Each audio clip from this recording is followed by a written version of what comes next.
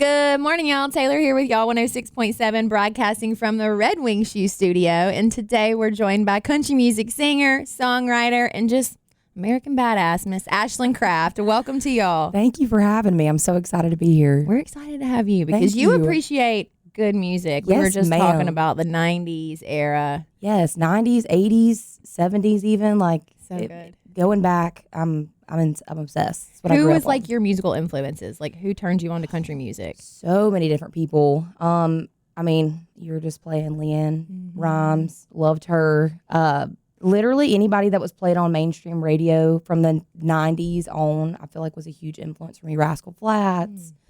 Like, I don't ever remember a moment being like, oh, I love country music. I just always loved country music. It stayed on at the house. So the Judds, y'all played them again earlier. I was like, yes. Today is the day. Fan. We're a fan of you. Thank you. And I feel like something you kind of have in common with those 90s women is they weren't afraid to like blur the lines of well-behaved standards for women. Yes. And, you know, you're so authentic and you're like, you're not apologizing. You've got songs about smoking. You've got songs about drinking. And yet there's a vulnerability in your voice when you sing it. So I love it.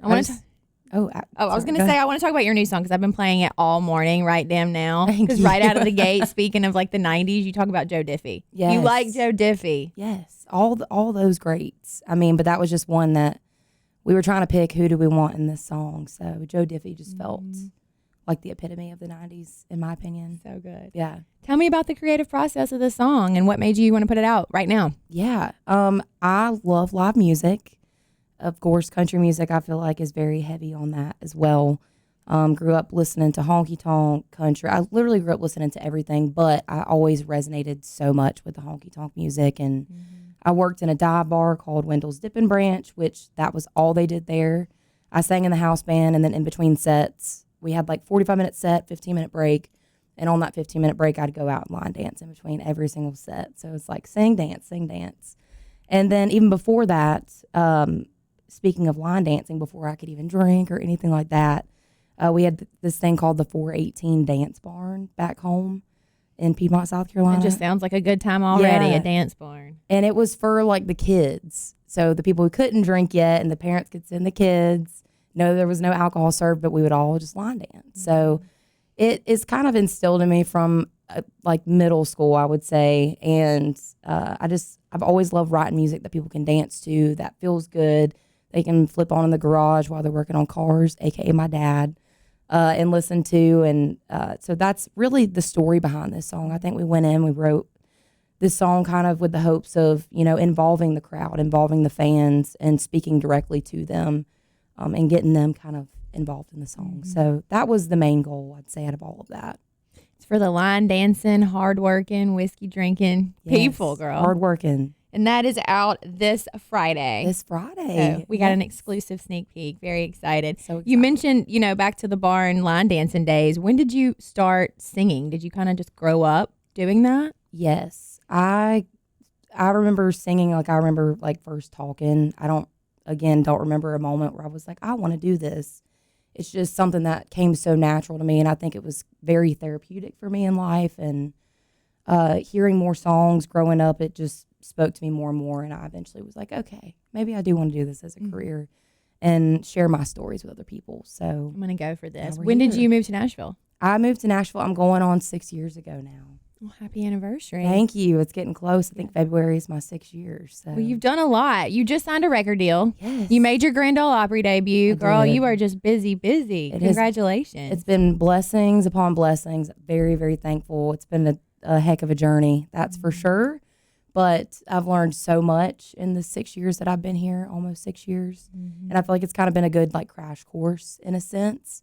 And I've proven to myself that I still love it that much more. So we're not going anywhere. Heck no, we're just getting started. I got to know what it was like making your debut at the Grand Ole Opry. What was that feeling like? Were you emotional? Unreal. Fun fact, I wasn't even really emotional until the whole next day. Like I woke up and just started sobbing. I think it all hit me all at one time. The day of, you're like fully adrenaline filled and you're driven by that. And you're just excited. You're excited to go out there and get it done. And you do get to soak it in a little bit, but the next day it was kind of just sitting there looking at the flowers from the people that I love so much and the support that I've been given all this time up until that special moment. It was just very overwhelming in the best way. Mm-hmm. It was everything I could have hoped for and more. So I'm very happy to have a team of people around me that still believe in support and see the vision. Mm-hmm. So shout out, Carrie. Yes. We love you. Yeah, stepping in the circle. That's amazing. I'm sure you just black out and don't remember anything. A little bit. But I've been a fan of you for a long time. I want to go back through some of your previous releases. Your debut album, Traveling Kind, Make It Past Georgia Girl. That's my favorite song on that album. Thank you. Love it. It's basically just going through like all your exes, but they're each state. So I love that one. And then Morning Person was your recent single. And then also another one of yours I love is Trainwreck. That was actually a cover on my end, I would say. Anyways, Channing Wilson and Randy Montana wrote that song.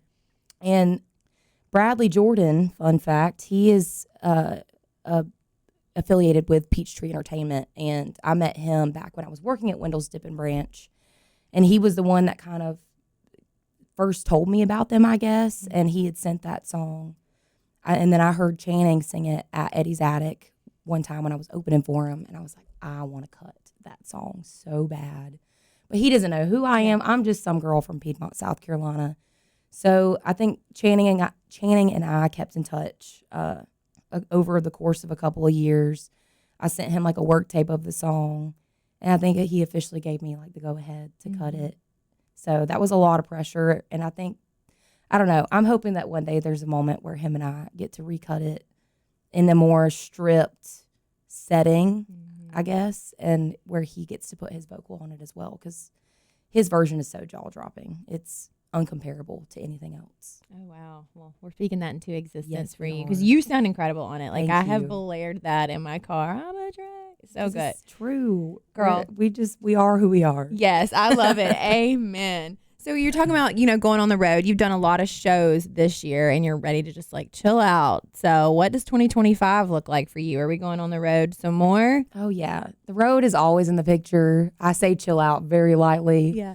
That just means I'm getting to stay home more than one weekend out of like 2 months, really. But no, I'm really excited. I think in the sense of really getting to dive in on the music that we've been recording, going in the studio, taking our time, picking the best songs. We've been in the process of putting some songs together, hopefully for record number 2. I think I'm allowed to say that.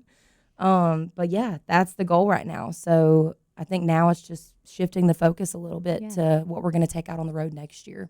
We cannot wait to see everything that you achieve. Thank you. How do you chill out? Do we like to hang out with family? Do we like to go fishing? We like to go to some dive bars? What do we do? What do we do when we're not working? Pretty much just listed majority of what I love. It's also what I love. So I'm like, let's just cancel our whole day and go to a dive bar. Yeah, exactly. I'm down to go after this. Where's your favorite bar in Nashville? Favorite bar in Nashville? That's a hard one. Where's like the diviest place I've been?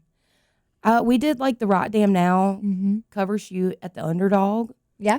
I feel like that's a good divey bar. I'd say I love the smaller, dimly lit, pitchers for $3 type bars, We got Santa's Pub a mile from here. Santa's Pub. I haven't been there since before I moved to Nashville. Oh, my gosh. We were talking about throwing like a 90s karaoke night there. Sign me up. Yeah. Well, then what about your personal life, girl? Are we dating anyone? Tell me. Give me the... Man, that is hilarious. What personal life? She's like, all I do is work. I'm married to the grind. I am. I'm married to the music. Love it. Yeah, no, that's literally what it's been for the past 2 years, I'd say. I've just been living it up and trying to really focus on what I want out of my life for the next, 5 years. Short term even. I love that. What are some career goals for the next 5 years? Something we want to accomplish? Maybe a venue we want to play or... So many. I think I've had the honor of playing so many venues that I'd love to get back to and revisit, but maybe in a more headlining position. I really haven't, I think, got to dip my toes in that side of things yet since I've been here. So I would love to be able to give people a longer set than, 30, 45 minutes and be able to cover all the songs that we've released from moving here until now. So that would be really fun. That's a goal of mine. Yes, ma'am. We're going to make it happen. Best way to keep up with you on socials? At Ashland Craft. Yeah. Really easy. Ashland Craft on literally everything. Is there anything we didn't touch on that maybe you want your fans to know about you? That I want them to know about me. I feel like I'm a pretty open book. Yeah. I love that about you. That's why, I mean, you're, like I said, you're so authentic. Like, it's raw, it's real, and it's relatable. Thank you. So I'm just such a fan of you, and I can't wait to see everything that Thank you so achieve. much. Yeah. I'm such a fan of y'all, and I really hope that this is not my last time getting to come through here and chit chat. Oh, no, it ain't, sister. Amen. Ashland Craft, y'all, right damn now, out this Friday. Go stream it. Please.